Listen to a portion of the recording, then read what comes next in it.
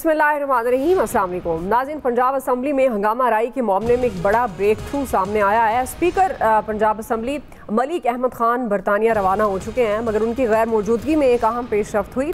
ज़राए के मुताबिक गवर्नमेंट और अपोजिशन के मुज़ाकरात नतीजा खेज़ होने तक अपोजिशन के मुअत्तिल अरकान के खिलाफ मजीद कार्रवाई रोक दी गई है, जबकि 10 अरकान ने तोड़ फोड़ के इल्ज़ाम में जुर्माना वसूली की कार्रवाई और तनख्वाहों से जुर्माने की रकम काटने का अमल भी रोका गया है। और ये भी बताया जा रहा है कि अपोजिशन के मजीद 9 चेयरमैन को ओहदे से हटाने की अदम एतमाद की जो तहरीकें थी वो भी मुअख्खर कर दी गई हैं। इसके साथ साथ ये भी पेशरफ्त सामने आ रही है कि पंजाब असम्बली के मुअत्तिल अरकान को सेनेट इलेक्शन में वोट डालने की इजाज़त भी दे दी गई है।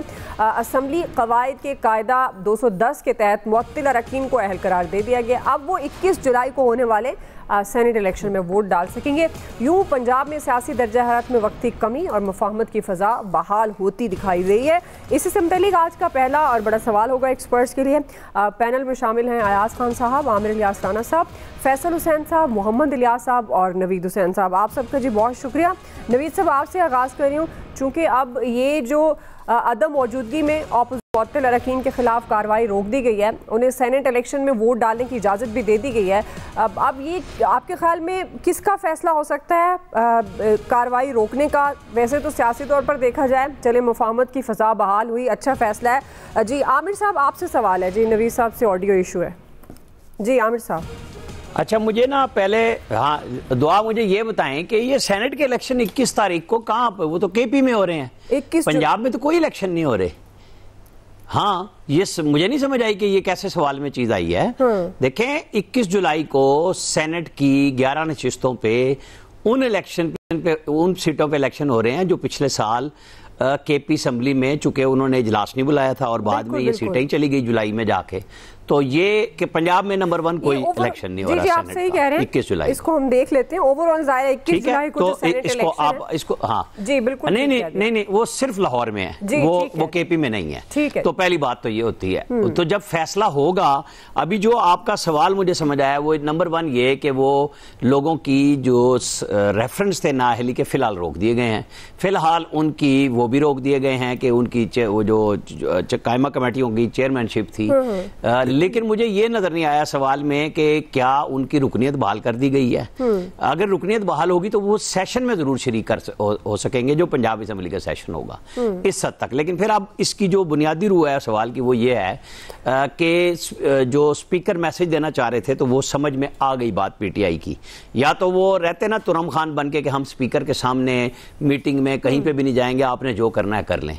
तो ये बात समझ आ गई और हो सकता है कि आइंदा के लिए कोई इनका कोड ऑफ कंडक्ट बन जाए जो टूट तो जाएगा, और ये हर सूरत में टूटना है।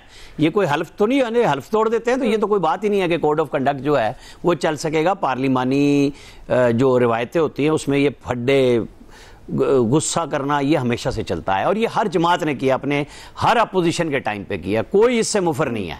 ये केपी में नून वाले कर रहे हैं, यहाँ पे पीटीआई वाले कर रहे हैं, वहाँ पे पीटीआई वाले सिंध में कर रहे हैं, एमक्यूएम कर रही है। जो जहाँ पे अपोजिशन में है यही कुछ होता है। मौलाना फजल रहमान की पार्टी केपी में भी कर रही है एहतजाज, वहाँ पे पीपल्स पार्टी वाले भी कर रहे हैं कि ये जो अपोजिशन में होता है वो गुस्से का दिखाते हैं। लेकिन चूंकि ये कुछ ज़्यादा मामला हो गया और ज़्यादा तादाद हो गई, और पंजाब असम्बली में तो ये भी रिवायत रही है कि मेंबर्स को मुअत्तल इसी तरह किया जाता है। चौधरी परवेज लाई ने टका के मेंबर मुअत्तल किए रहे हैं, तो इन्होंने भी कर दी हैं। तो जवाबी कार्रवाइयाँ भी एक ही जैसी हो रही हैं कि वो भी, चाहे वो काफ लीग के सरबराह थे और अब तो वो पीटीआई के सरबराह हैं, वो उस वक्त बैठ के अपनी हलीफ जमात के लिए कर रहे थे और नून के लोगों को सस्पेंड करते थे। बात ये चली है कि क्या हमारे यहाँ कोई अदम ये बर्दाश्त की बात भी आएगी कि आप का इख्तलाफ राय किसी ऐसी नहज पे न जाए जो किसी की ज़ात पे जाता हो, चाहे वो अपोजिशन लीडर हो, चाहे वो कोई कायदे अवान हो, तो वो औरत हो मर्द हो। डिग्निटी का सबको ख्याल रखना चाहिए। एहतजाज करें, ज़रूर करें, ये उनका राइट है। लोगों ने उनको मुंतखब करके भेजा है कि वो अपने मसाइल पे बात करें। लेकिन यहाँ मुझसे ज़्यादा लीडरशिप के गिर्द नंबर बनाने के, और ये तमाम लीडरशिप, इसमें कोई पार्टी मुफर नहीं है कि जी फलां हर पार्टी का लीडर जो है ना, उनके लिए ये है कि जी बस इसको कोई कुछ ना कहे और दूसरे पार्टी के लीडर की हमने इज्जत नहीं छोड़नी। वो कहते हैं ना कि आप अपने सच्चे खुदा की उसके लिए ना दूसरे के झूठे खुदा को गाली मत दें, उनको बुरा मत कहें कि वो आपके सच्चे को कहे। तो यहाँ लीडरशिप को पता नहीं क्या देवता और क्या क्या बना के सब पेश कर रहे हैं। सारे सियासतदान है, कोई ऐसा नहीं है जो, चाहे उलमाए कराम है वो भी सियासत कर रहे हैं, और सियासतदानों का तो काम ही वही है जो राजनीति का खेल है कि अपने इक़्तिदार के लिए रास्ता ढूंढना है। अभी आप देखें 15 दिन पहले बात चली, शुरू हुई तो मौलाना फजल रहमान ने कहा नहीं हम तो नहीं जा रहे, PTI के लोगों ने राब्ता किया कि नहीं हम किसी अदम एतमाद में नहीं जाएंगे, और अगले हफ्ते उन्होंने प्रेस कॉन्फ्रेंस करके ठोक ठाक इनकी मंजी पीढ़ी ठोक दी PTI की कि अपने अंदर से तब्दीली ले आए वरना ये हो जाएगा वो हो जाएगा। सियासत इसी चीज का नाम है, हम इस पे बहस करते रहेंगे। जी आया साहब, फिलहाल जो मुअत्तिल अरकान के खिलाफ कार्रवाई रोकने का फैसला, जाहिर है हम ये भी बात कर रहे हैं ना कि जो स्पीकर पंजाब असम्बली हैं वो इस वक्त मुल्क से बाहर हैं, तो अब उनकी, क्योंकि पहले उन्होंने मुज़ाकरात की बात की थी और उन्होंने एक मौका दिया कि भाई आगे नाअहली की तरफ मामले नहीं जाते क्योंकि वो आगे तक भी बढ़े, लेकिन फिर वो वापसी, फिर उन्होंने कहा जी मुज़ाकरात की तरफ बातचीत कर लेते हैं, कुछ रूल्स तय कर लेते हैं, जिस पर हमने अपने प्रोग्राम में भी बात की थी। तो अभी फिलहाल जो ये ज़राए से खबरें आ रही हैं, तो आप समझते हैं कि फिर क्या ये डिप्टी स्पीकर की तरफ जाती है बात? देखें दुआ, ये क्लियर कट मैसेज आया कि ये मुअत्तली तक जो ठीक है, जो माजी में भी होता रहा है, ये जो आगे रेफरेंस वाली कहानी डाल दी थी ना मलिक साहब ने, ये वो ठीक काम नहीं किया था इन्होंने। जाहिर है वो आप फिर हर चीज़ ही आप आइन और कानून के ख़िलाफ़ करते जाएंगे तो फिर कहीं तो ज़ाहिर है उसको स्टॉप भी लगना है। और मुझे नहीं समझ आ रही कि ये गवर्नमेंट, भाई मखसूस नशस्तें भी मिल गई, अब आपको तो मैसेज ये देना चाहिए कि हम कोई स्टेबिलिटी की तरफ जा रहे हैं, लेकिन ये अज खुद इंस्टेबिलिटी पैदा करना चाहते हैं। ये मेरी समझ से बाहर है। ये कितने समझदार लोग हैं, कितने कमाल लोग हैं जो इस तरह की हरकतें करते हैं। बाकी रहा स्पीकर साहब, वो कोई नहीं, वो शरीक हुआ करेंगे इजलासों में वीडियो लिंक के ज़रिए, वो लंदन कौन सा दूर है, और बाकी भी उन्होंने और भी कहीं घूमना फिरना है, बड़ा ज़रूरी होता है ना। मैंने आपसे पहले भी अर्ज़ किया था कि IMF के अब चूँकि डॉलर्स बहुत आ गए हैं तो फिर वो हमने खर्च भी तो करने हैं ना कहीं वो खर्च होते रहने चाहिए।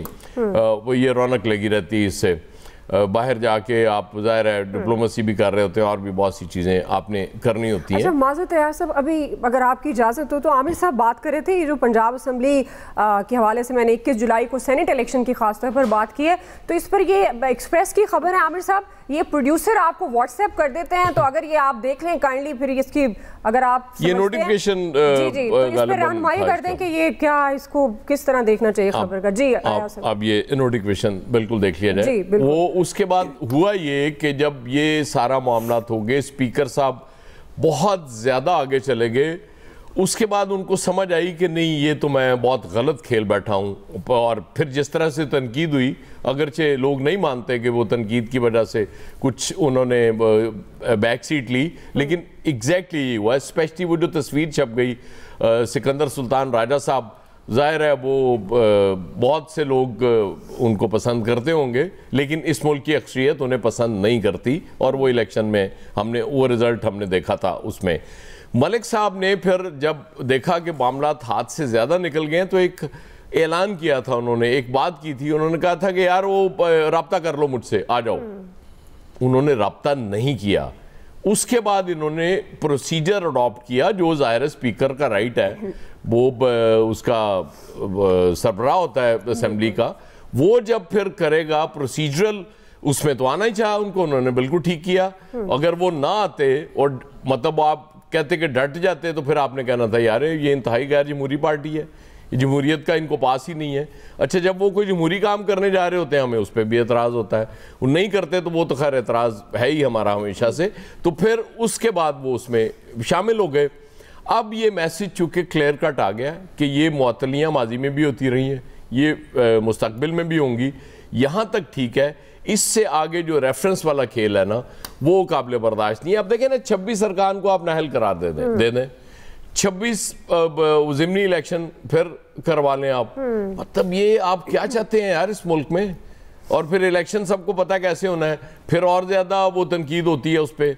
तो जाहिर है वो मेरा ख्याल है कि तनकीद भी एक हद तक बर्दाश्त की जाती है। उसके बाद वो चाहे चाचा हो या मामा हो, वो जब कहता है कुछ तो फिर जाहिर है बड़ा बुरा लगता है। तो इसलिए बेहतर है कि इन चीज़ों से बचा जाए ताकि ये नौबत ना आए अगर आप खुद ये हालात इस तरह के पैदा करते हैं, तनकीद होती है, तो फिर आपको उसको बर्दाश्त भी करना चाहिए मेरे हिसाब से। जी इलियास साहब, देखिए जी, बिल्कुल इन्होंने जो कहा है, 2 नोटिफिकेशन नोटिस जारी हुए, इनको रिमाइंडर भी जारी हुए। जो 10 अरकान थे जिनके खिलाफ रिकवरी के ऑर्डर थे, उनके खिलाफ भी अभी रिसेंटली इन्होंने 10 जुलाई को किया था, 5 दिन पहले।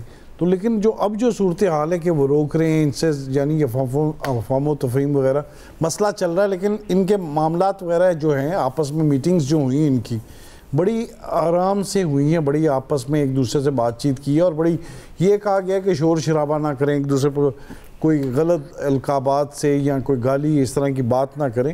तो अगर ये चीज़ें वगैरह जो 5 नुकाती जो थी बातचीत वगैरह, उस पर मामलात काफ़ी हद तक इनके जो थे वो बातचीत इनकी हो गई, आपस में तय हो गई। तो जाहिर है स्पीकर साहब को बाहर जाना था, तो इसलिए सारी ये रुक गए। स्पीकर साहब भी नहीं चाह रहे थे कि इनके खिलाफ जो कार्रवाई की जाए, रेफरेंस भेजे जाएं, लेकिन इनको एक मौका दिया कि जी आपकी भी बात सुन लें। यानी कि मामला उधर से हो गए थे कि बाहर से लोग चाह रहे थे कि आपस में बैठे रहें, लेकिन ये जो चीज़ थी कि पीटीआई को बाकायदा असम्बली से बिल्कुल सारा ख़त्म कर दिया जाए या निकाल दिया जाए, ये गवर्नमेंट की ये चीज़ ये नहीं हो सकी, क्योंकि स्पीकर साहब ना इनको निकाल सकते थे जो रेफरेंस वगैरह। अगर ये कोर्ट में चले जाते, ये भी इस तरह के कोर्ट में नहीं गए ना, क्योंकि इनको पता मामला तय पा जाएंगे। और जैसे इनको आज वोट देने का भी हक दे दिया, नोटिफिकेशन वगैरह उसके लिए जारी कर दिया, और इस तरह की जो चीज़ें हैं कि अगला मुमकिन है जब स्पीकर साहब वापस आ जाएं तो इनको इजलास में शिरकत की भी इजाज़त दें। अभी तो 5 इजलास के लिए कहा गया, तो लेकिन इजलास में इजाज़त दे दी जाए।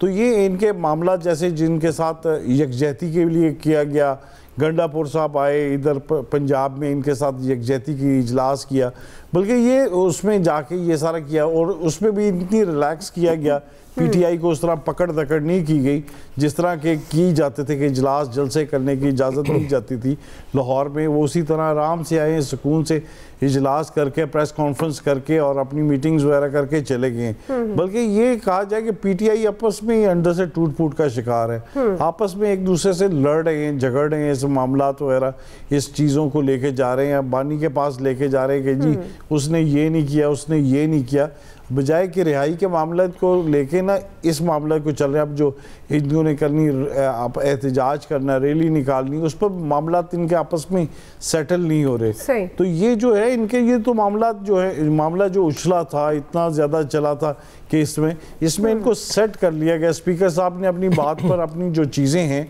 मुस्लिम लीग नून की जानिब से, वो है अब कोड ऑफ कॉन्डक्ट तय किया जाएगा जैसे पहले भी किया जाता है, और उसमें तय किया जाएगा। लेकिन इसमें इनकी ये डिमांड है पीटीआई की जानिब से कि हमें एहतजाज करने के लिए, ये जो है ये जमहूरी रवायत का हिस्सा है, एहतजाज करने का हक दिया जाए, क्योंकि हमारे साथ जो ज्यादतियाँ हैं वो करने दिया जाए। इस तरह की जो चीज़ें हैं, क्योंकि पहले तो इनको असम्बली में भी नहीं घुसने दिया जा रहा था, अब तो मुज़ाकरात के लिए घुस रहे हैं, ये बाहर इजलास कर रहे थे अपना, वही रवायती अंदाज में जैसे पहले होता था उसी तरह ये चीज़ें चल रही हैं। लेकिन इसमें यह है कि मामलात इनके तय पा रहे हैं काफ़ी हद तक। चले फैसल साहब, वैसे तो ये अच्छा है, सियासी तौर पर बातचीत से मामलात को आगे बढ़ना चाहिए, और अगर कहीं पर ज़्यादा मामला बढ़ता हुआ दिखाई दे रहा है और उसको ऐसे ही कवर अप चले, अगर स्पीकर साहब नाराज़ हैं तो डिप्टी स्पीकर ने कर दिया जो ज़राए से ख़बरें हैं, तो ये भी अच्छा। लेकिन आप इसको किस तरह से देखते हैं, क्योंकि हम तो यही देखते आ रहे हैं असम्बलीज़ में अपोजिशन इसी तरह से तनकीद भी करती है, शोर शराबा भी देखने में आता है, और हम ख़बरों में ये एक मखसूस वर्ड इस्तेमाल करते हैं जब भी बजट इजलास हो, वज़ीर आज़म, वज़ीर आला की तकरीर हो, इवन अपोजिशन लीडर की तकरीर हो कि ऐवान मछली मंडी बना रहा, कॉपियां फेंक दी गई, फाड़ दी गई। तो आपके ख्याल में ये एक तो क्या अदम बर्दाश्त की जो आमिर साहब और रियाज साहब भी बात कर रहे थे, ये उसकी कमी है, या वाकई ये हौसला नहीं है कि एक तनकीद हो रही है तो उसको बर्दाश्त किया जा सके, और अब ये जो कार्रवाई वक्ती तौर पर या जिस तरह से भी मामले को संभाला गया है, रोका गया है, तो आप समझते हैं ये किसका फैसला हो सकता है? तहरीक इंसाफ जो है मुकम्मल तौर पे एक सियासी पाबंदियों के शिकंजे में, अब उनके लोग जो है ऐवान में एहतजाज कर सकते हैं, अब आप वो भी नहीं करने देना चाहते, आप उस पर भी जो है पाबंदी लगा देना चाहते हैं। लीडरशिप आपने उनको बंद की हुई है, जलसा वो नहीं निकाल सकते, जुलूस वो नहीं निकाल सकते, कोई वो प्रेस कॉन्फ्रेंस वो नहीं कर सकते, सिवाय उनके वो लोग जो किसी सिस्टम का एक हिस्सा बन चुके हैं और तहरीक इंसाफ में रह के कहीं और के लिए काम कर रहे हैं, उनके अलावा तो तहरीक इंसाफ में किसी को जो है वो सियासी आज़ादी जो है वो हासिल नहीं है। तब ऐवान में एक एहतजाज हुआ बजट तकरीर के दौरान, आप 85 मोहम्मद खान जुनीजो के दौर से लेके अब तक के वो उठा लें और एक ऐसा बजट बता दें किसी सूबे का जिसमें जो है इस तरह का जो है वो शोर शराबा ना हुआ हो, या इससे जो है वो कम या इससे ज़्यादा, फिर तो डिबेट हो सकती है। लेकिन कहीं ऐसा तो आज तक मैंने तो अपनी पूरी सहाफ़ती ज़िंदगी में ऐसा कोई बजट इजलास नहीं देखा जिसमें जो इस तरह की जो है वो हंगामा आराई ना हुई हो। ये एक रिवायत है। अब इस रिवायत पे डिबेट हो सकती है कि रिवायत अच्छी है या बुरी है, ये होनी चाहिए या नहीं होनी चाहिए, लेकिन ये तो पाकिस्तान में एक कल्चर है, होता चला आ रहा है। तो इसकी बुनियाद पे अगर आप कार्रवाई करने बैठ जाएं तो फिर तो आपको हर जगह फिर ये असूल लागू हो जाएगा और फिर ये रिवायत आप जो कायम करेंगे ये आगे चल के आपके लिए भी जो है वो अजाब बन जाएगी। ये नहीं कि आप एहतजाज करने पर कह रहे हैं कि हम ऐवान से की रुकनीत ही ख़त्म कर देंगे। ये एक अजीब सी इतनी इंतहा पे जाके, अच्छा आप कर भी सकते हैं, आप तो इससे भी बहुत ज़्यादा इंतहा पर गए हुए, तो ये भी कर सकते हैं। तो उनको अगर नून लीग को ये शौक है तो उसको अपना ये शौक पूरा कर लेना चाहिए, उनको पूरा कर देना चाहिए। बाकी इतने उनके शौक पूरे किए जा रहे हैं तो ये शौक भी उनको जो है पूरा कर दें। एक और नई बहस जो है वो शुरू हुई कि वज़ीर आला जो है वो खातून है। देखिए वज़ीर आला एक ओहदा है, उसकी कोई जिन्स नहीं होती, वो खातून या मर्द नहीं होता, वज़ीर आला होता है। गाली देना चाहे वो मर्द वज़ीर आला हो या औरत वज़ीर आला, दोनों को गलत है। ख़राब ज़बान किसी के लिए भी इस्तेमाल नहीं करनी चाहिए, चाहे वो मर्द वज़ीर आला हो या औरत वज़ीर आला हो। लेकिन इस बुनियाद पे कि वज़ीर आला खातून है तो एहतजाज इतनी इंतहा पे जाके नहीं करें, ये कोई जस्टिफाई नहीं है। एहतजाज गैर अखलाकी है, गैर पार्लिमानी है, गैर जमहूरी है, तो फिर होना नहीं चाहिए, किसी के खिलाफ भी नहीं, चाहे वो मर्द हो या औरत हो। अब बाहर अब तहरीक इंसाफ के पास एक ऐसी जगह है जहाँ पे वो अपनी आवाज़ पहुँचा सकते हैं, आप चाहते हैं वहाँ से भी आवाज़ जो है ना उठे, तो ये शौक भी जो है जिनको पूरा करना वो कर लेना चाहिए। बिला वजह में अपने आप को इतनी तनाव में रखने की ज़रूरत नहीं है। जहाँ आपने इतने सारे शौक पूरे किए, इस शौक को भी पूरा करके देख लें। सही जी। नवीद साहब दुआ मैं छोटी सी बात जी आप कर लें। मेरी मादरत जी, मेरे बिल्कुल जहन से मेरे निकल गया था, प्रोफेसर साजिद मीर की डेथ की वजह से सीट पे एक इलेक्शन हो रहा है, बिल्कुल ठीक बात जी जी बिल्कुल। आपने वो जो केपी वाली में बात की, लेकिन बिल्कुल ठीक है जी रीचेक करके फिर आपको बताया गया कि हो सकता है हम गलत हों, तो ठीक है आपने देख लिया। नहीं मैंने भी इसलिए फौरन यहीं पे कहा आज हम ठीक है। नवीद साहब नहीं, मैं जब गलत हूं तो मैं हूं। जी बिल्कुल सही है तो मैंने कह दिया। अगर कोई तुरंत लगाना है तो वो लगाएं। मैंने तो लाइव कहा है कि मैं मादरत चाहता हूं कि मैंने गलती की है। बिल्कुल मैंने तो नहीं बाद में कहा। नहीं अच्छी बात है, वाकई सबको इनपुट देना चाहिए। हमारे प्रोग्राम की नौयत ही ऐसी है, तमाम एक्सपर्ट हमारे इदारे का भी हिस्सा है कि वो हो ही उधर केपी के हवाले से बात हो रही है ना, इसलिए ज़ाहिर है वो कंफ्यूजन हो जाती है। नवीद साहब अच्छा दुआ देखें, जब जमहूरियत की बात की जाती है ना, तो जमहूरियत सिर्फ पाकिस्तान नहीं, सारी दुनिया में पार्लिमानी जमहूरियत का मिजाज ही ये होता है। क्योंकि देखें आपके पास राइट टू प्रोटेस्ट होता है, आप जो है वो आवाज़ उठा सकते हैं, आप एहतजाज कर सकते हैं। वो एहतजाज बहुत सारे पार्लिमानों में तो हमने देखा कि वहाँ पे तो हाथापाई तक नौबत आ जाती है, वहाँ पे तो जो है वो लड़ाई तक बात आ जाती है। तो ये यानी इसके ऊपर तो बहस अपनी जगह के वो किस हद तक जो है एहतजाज होना चाहिए और किस हद तक एक्सेप्टेबल होना चाहिए। लेकिन जो यहाँ पे पंजाब असेंबली के स्पीकर ने किया, देखिए अब मुझे बिल्कुल समझ नहीं आ रही कि किस तरह से वो ये कह रहे हैं कि जी ये तो जमहूरियत के खिलाफ एक जुर्म है और ये जो है ये तो जो अरकान पार्लिमान ने जो हल्फ उठाया है कॉन्स्टिट्यूशन को अपहोल्ड करने का, उसके खिलाफ ये जो है उसकी वायलेशन है। यानी चीफ मिनिस्टर की स्पीच के दौरान बात करना, इस तरह से शोर शराबा करना या प्रोटेस्ट करना, क्या ये इतना बड़ा जुर्म है? यानी इस हद तक तो बात ठीक थी, जैसे खान साहब ने कहा कि आपने उनको सस्पेंड कर दिया, ठीक है, कुछ सेशंस के लिए आपने या कुछ दिनों के लिए, कुछ सिटिंग्स के लिए आपने उनको सस्पेंड कर दिया, समझ में आने वाली बात है, चलें वो भी होना नहीं चाहिए। अगेन जैसे मैंने कहा कि ये डेमोक्रेटिक राइट है, जमहूरी इस्तेकाक है हर मेंबर का प्रोटेस्ट करना, तो होना नहीं चाहिए, लेकिन आपने कर दिया, वो बात अपनी वो ठीक है। लेकिन जो उसके बाद आपने किया रेफरेंसेस जो है वो भेजने वाली बात, ये मेरे ख्याल में एक बहुत ही शायद यही वजह है कि इमरान खान साहब के दौर में अगर हम हाइब्रिड रिजीम जो है, हमें ग्लोबल डेमोक्रेसी इंडेक्स हमें हाइब्रिड रिजीम कह रहा था, अब जो है वो हमें एक डिक्टेटोरियल रिजीम कह रहा है। एक आमिराना सोच है ये एक जमहूरी सोच नहीं है। जमहूरीत में तो ये एक जमहूरी हक है, प्रोटेस्ट करना, right to protest, right to assembly, ये बेसिक राइट्स हैं जो आपके आईन पाकिस्तान ने आपको तफरीद किए। और यहाँ पे जो है वो ऐसी आमिराना सोच, देखिए ये स्पीकर पंजाब असेंबली ये कस्टोडियन ऑफ द हाउस हैं, ये custodian of the one particular party नहीं है, वो अपनी जमात के कस्टोडियन नहीं है, वो इस हाउस के कस्टोडियन है और उनको इसी तरह से बिहेव करना चाहिए था। लेकिन वो मेरे ख्याल में जो है वो अपनी पार्टी और अपने जो है हाउस ऑफ शरीफ की जो उनकी मोहब्बत में कुछ इतना आगे चले गए। यानी ये जैसे फैसल ने कहा कि जी वो कहा जाता है कि जी वो खातून है, तो खातून तो 88 यानी वो 80 की दहाई वो तो हम भूल गए क्या? इनकी मेमोरी इतनी शॉर्ट लिव्ड है, इतनी मुख्तसर इनकी यादाश्त है कि जो कुछ ये करते रहे बेनजीर के खिलाफ, वो पार्लिमान के बाहर और पार्लिमान के अंदर जो कुछ इन्होंने किया, क्या वो ये भूल गए कि आज इनको ये याद आ रहा है कि जी मरियम नवाज साहिबा वो एक खातून वजीर आला हैं और उनके जो है वो तकरीर के दौरान इन्होंने प्रोटेस्ट किया। तो ये एक आमिराना सोच की अक्कासी करता है। और जैसे खान साहब ने कहा, मैं बिल्कुल एग्री करता हूं कि जो स्पीकर को ये बात नजर आई, अब अगर वो ले जाके लाहौर हाई कोर्ट में चैलेंज कर देते हैं, ये स्पीकर का इस्तेकाक तो नहीं है।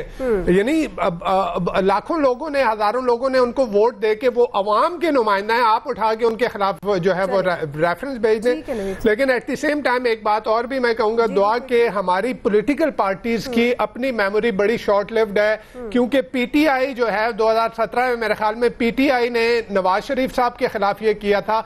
तो ये मुकाफाते अमल होती है कि आप आज इक्तदार में हैं वो कुछ ना करें, जो कल को जो है जो अभी हिज़्ब इख्तिलाफ में है वो इक्तदार में आए और आपके साथ वो करें। तो पीटीआई ने नवाज शरीफ साहब के खिलाफ किया था, आज उनके खिलाफ खुद हो रहा है। तो ये पॉलिटिकल पार्टी सबको सोचना चाहिए, तमाम सियासी जमातों चाहिए। क्विकली ब्रेक की तरफ जाएंगे नाज़रीन, ब्रेक से वापस आएंगे। दूसरा मसला चीनी दरामद से मुतल्लिक IMF ने भी तहफ़्फ़ुज़ात का इजहार कर दिया है। हम सवाल ये उठा रहे हैं कि IMF के तहफ़्फ़ुज़ात के बावजूद भी हुकूमत चीनी दरामद करने में मज़ीद क्यों है? राय लेते हैं ब्रेक के बाद। जब वो चैलेंज किया जा रहा है शुगर मिल मालकान और सट्टा माफिया, शुगर काटर, डीलर सभी इसमें मुलविस हैं, इसके ऊपर हमने इंपोर्ट के लिए भी कहा कि इंपोर्ट ना करें। हमारे पास चीनी वाफिर मिकदार में है और यही कहता हूं कि 25 लाख टन का अभी जखायर हैं हमारे पास। फौरन क्रैकडाउन हो तो अभी बरामद हो जाएंगी चीनी सारी। नाज़रीन, चीनी दरामद करने का मामला शिद्दत इख्तियार कर गया है। IMF ने चीनी दरामद पर टैक्स छूट पर तहफ़्फ़ुज़ात का इजहार किया और ये वाज़ेह किया है कि दरामदी चीनी पर टैक्स छूट और सब्सिडी देना खुली खिलाफ वर्जी है और इससे मुआहदा मुतासिर हो सकता है। IMF के दबाव के बाद हुकूमत ने 3 लाख की बजाय 50,000 मैट्रिक टन चीनी दरामद करने का फैसला किया है। दूसरी तरफ गवर्नमेंट और शुगर मिल मालकान के दरमियान मुज़ाकरात कामयाब हो गए हैं और चीनी की एक्स मिल कीमत 165 रुपये फ़ी किलो मुकर्रर कर दी गई है। हुकूमती इक़दाम के बावजूद चीनी की कीमत बेलगाम है। बड़े शहरों में चीनी 210 रुपये फ़ी किलो तक बिक रही है और ये खदशा जाहिर किया जा रहा है कि चीनी की कीमतें फ़ी किलो 250 रुपये तक जा सकती हैं। इसी सवाल रख रहे हैं आमिर साहब, आपसे अगेन आगाज़ करी हूँ, चूँकि अब ये जो दरामद करने का मामला है, अब IMF के तहफ़्फ़ुज़ात भी मौजूद हैं, इसके बावजूद अगर जैसे हम पहले भी एक प्रोग्राम में बात करे थे, शुगर माफिया को लगाम नहीं डाली जा रही, कीमतों को सस्टेन करने की बजाय दरामद पर ही गवर्नमेंट का क्यों सारा फोकस है? बात सिंपल सी है जी, दिहाड़ी लगाई गई है और टिका के बनाई गई है। और अब जब मैं तो यहाँ पे अपने साथियों से कहूँगा, इस्लामाबाद में इसहाकडार जहाँ फॉरेन ऑफिस पे भी बात कर रहे होंगे, तो उनसे यही सवाल पूछा जाएगा कि आपने जब ये मुआहदा कराया था तो आपने एक्स मिल 165 रुपये कह के हमें सुनाई थी कि इस्तेकाम आ जाएगा। तो ये दिहाड़ी जिसने लगाई है, हमें सबको पता है, इसमें हुक्मरान हो, अपोजिशन में हो, सारों की शुगर मिले हैं, सारों का एक है और हर दौर में एक होता है। हम ये पहले भी बात कर चुके हैं। तो शहबाज शरीफ साहब की जिम्मेदारी बनती है कि अपने डिप्टी प्राइम मिनिस्टर ने जो लफ्ज कहे, जाहिर है उनकी मंजूरी के बगैर तो नहीं कह सकते थे 165 पे, तो ये जो 190 और 10 रुपए और अभी भी 65 रुपए की कल फुल छोड़ी गई, तो मार्केट में तो नहीं ना रेट कम हुआ। तो ये जो भी साहब थे, मैं नहीं इनका पढ़ सका कि कौन साहब थे, ये बिल्कुल ठीक बात है। तो सारे गोदामों पे छापे मारें और मीडिया को साथ लेके मारें, चीनी निकल आएगी तो फिर उन सबको पकड़ लें जिन्होंने एक्सपोर्ट पे साइन किया, और उसमें काबीना के साइन होते हैं, क्योंकि ईसीसी की अप्रूवल के बगैर वो नहीं हो सकती, और ईसीसी की अप्रूवल मिनट्स की करती है कैबिनेट। और अब दोबारा भी यही कुछ हो रहा है, तो पकड़ें चोरों को, अपने घर से शुरू हो जाएं, जो चोर निकलता है पकड़ लें। ठीक है नवीद साहब। लेकिन मेरे ख्याल में जो होता है कि वो चीनी की जो एक्सपोर्ट हो, उसमें भी देखें शुगर मिल्स किन की हैं, ये दो पार्टी जो बड़ी बैठी हुई हैं, इन्हीं की तरह अगर थोड़ा सा निकाल के देख लिया जाए कि इनकी अपनी शुगर मिलें कितनी हैं, या जो इस वक्त इक़्तिदार में जो लोग हैं बाकी उनकी शुगर मिलें कितनी है, तो फ़ायदा उन्हीं को पहुंचाया जाता है। और अब जब इंपोर्ट करने की बात की गई तो भी फ़ायदा उन्हीं लोगों को होगा। और ये देखें, ये पाकिस्तान का मसला ही ये है ना कि जब भी थोड़ी सी स्टेबिलिटी आती है तो आप वो काम करने लगते हैं कि जी जो स्टेबिलिटी आई है उसी को आप जो है वो डीरेल करें। अभी 3 दिन पहले जो है वो IMF के जो मिशन चीफ हैं उन्होंने पाकिस्तान के स्टेबलाइजेशन की, इकोनॉमिक स्टेबलाइजेशन की जो है वो जो एफर्ट की गई उनकी तारीफ की है, और आगे कहा है कि जी ये ग्रोथ की तरफ जाएगी। लेकिन फिर ये इन राइटिंग IMF को इन्होंने ये चीजें जो है ये कमिट की हुई हैं कि जी एक तो कमोडिटी में वो दखल नहीं देंगे, दूसरा ये कि जिस तरह की प्रेफरेंशियल टैक्स एग्जेम्पशन है ये नहीं देंगे। लेकिन उसके बावजूद इन्होंने जो है ये 5 लाख मैट्रिक टन चीनी इंपोर्ट करने की बात की, उसके ऊपर इन्होंने ड्यूटीज जो है वो खत्म कर दी, वो ड्यूटी फ्री जो है उसको इंपोर्ट करने का, तो फायदा कुछ लोगों को होगा। तो यहाँ पे जो आपने कमिटमेंट किए हैं IMF के साथ, और IMF ने ये कहा है, उस दिन की बात इन्होंने कही है कि अगर आप ये जो रिफॉर्म्स का प्रोसेस है और आप जो IMF का प्रोग्राम जो कंडीशंस हैं उनको लेके चलेंगे तो आगे ग्रोथ की तरफ जाएगा। लेकिन जो गवर्नमेंट है वो जब भी थोड़ी बहुत भी स्टेबिलिटी आती है वो जो है वो अपने खांचे शुरू कर देते हैं, अपनों को नवाजना शुरू कर देते हैं, और फिर वो सारा प्रोसेस जो है वो डीरेल हो जाता है, and we are back to square one. जी बिल्कुल ठीक है। नाज़रीन क्विकली ब्रेक ले रहे हैं जी, ब्रेक से वापस आते हैं। सवाल पे फैसल साहब, अयाज साहब और इलियास साहब का टेक लेंगे, हमारे साथ रहिए।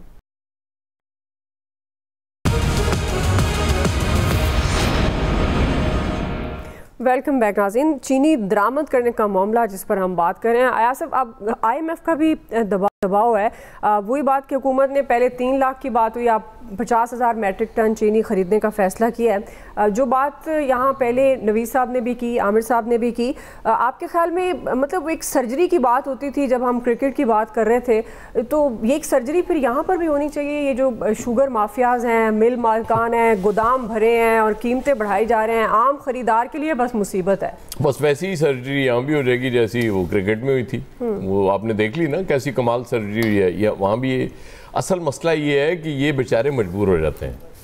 कुछ ज़ाहिर हुक्मरानों की अपनी है, कुछ उनके ख़ानदान वालों की हैं, वो ख़ानदान से प्रेशर आ जाता है, फिर मसला हो जाता है।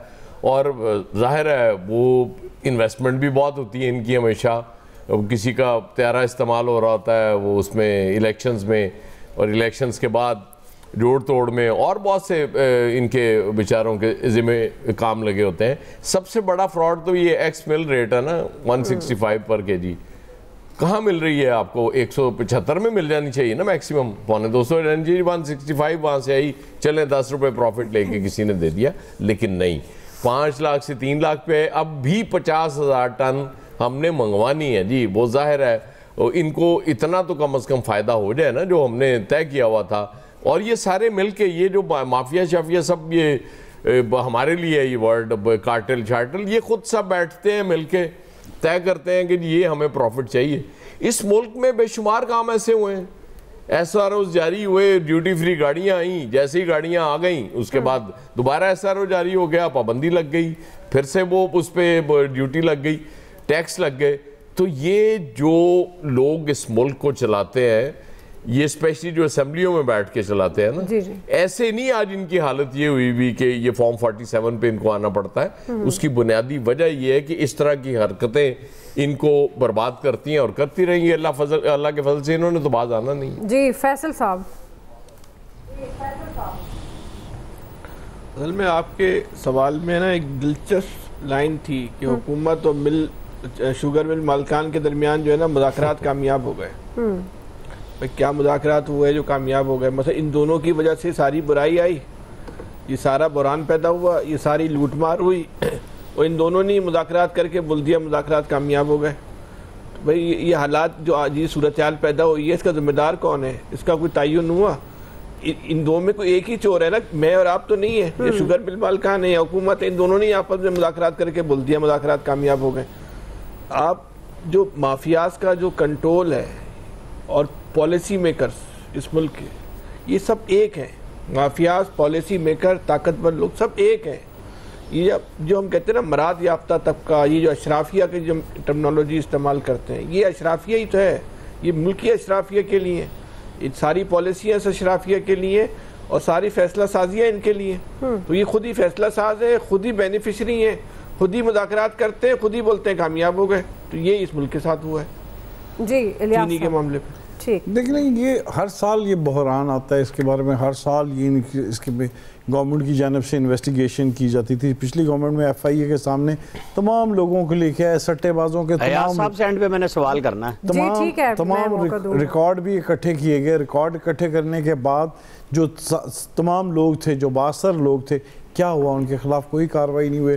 पिछली भी गवर्नमेंट उठा लें, जितनी भी दिखा लें, 70 की दिहाई में, 80 की दिहाई में, 90 की दिहाई, हर साल ये आता है और लोगों की जेबों से, गरीब लोगों की जेबों से पैसे निकाले जाते हैं। लेकिन इस दफ़ा थोड़ा लेट आया, वरना रमज़ान में, ये रमज़ान से पहले ही शुरू हो जाता है ये बहरान। चीनी की कीमत बढ़ जाती है और इसको कंट्रोल करने के लिए देखें गवर्नमेंट बेबस दिखाई देती है। रमज़ान बहरान है ये।